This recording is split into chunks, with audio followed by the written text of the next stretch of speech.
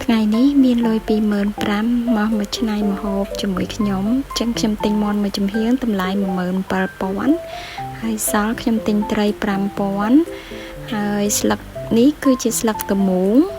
ដែលសម្រាប់មកស្លម្ជូរម្ដុំនេះតែ1,000ទេស្លឹកតមូងនេះស្តៀងនឹងស្លឹកសណ្តាន់ដែរប៉ុន្តែវាធំហើយវែងជាងឯនេះជាគ្រឿងដែលអ្នកលក់ថែមឲ្យចឹងមុខម្ហូបនេះមានឈ្មោះថាស្លម្ជូរព្រៃស្លឹកតមូងតើមកមើលរបៀបស្លរបស់ខ្ញុំដំបូងទីគឺខ្ញុំយកស្លឹកតមូងហ្នឹងប្រឡេះធ្មង់កដាលចេញ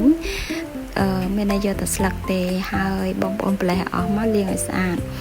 សាច់មាន់ខ្ញុំកាប់ដុំតូចល្មមហើយស្លឹកតមូងខ្ញុំហាន់ជាសរសៃល្អិត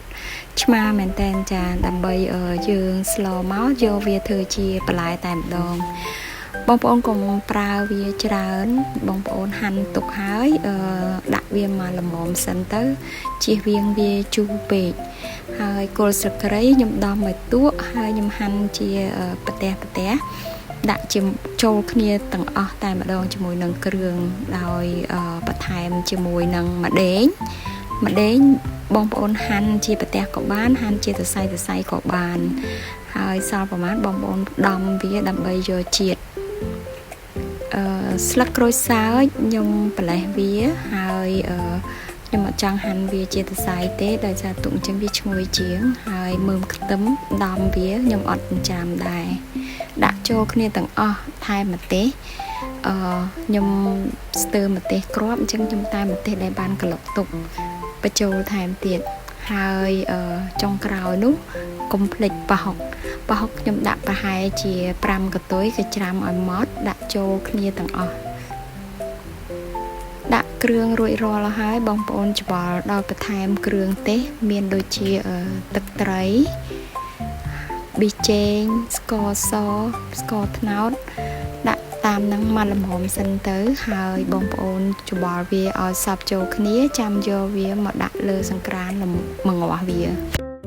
ម្ជូរព្រៃសាច់មាន់នេះតម្រូវរសជាតិប្រៃនិងជូរហឹរពេលបងប្អូនដាក់គ្រឿងរួចរាល់ហើយយកវាទៅរំងាស់រហូតទាល់តែអស់ជាតិព្រៃចាំបងប្អូនបន្ថែមទឹកជាពីលើទឹកជាកុំដាក់ច្រើនពេកល្មមមកលិចសាច់មាន់បានហើយរំងាស់រហូតទាល់តែសាច់មាន់យើងឆ្អិនល្អហើយបើស្ទើរជូរបងប្អូនបន្ថែមស្លឹកតមូងបាន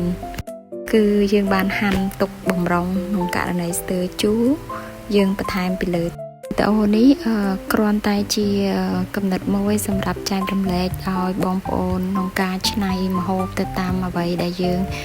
មានគឺថវិការបស់យើងហើយសាឡនេះគឺឆ្អិនហើយតើហូបបាយទាំងអស់គ្នាអរគុណ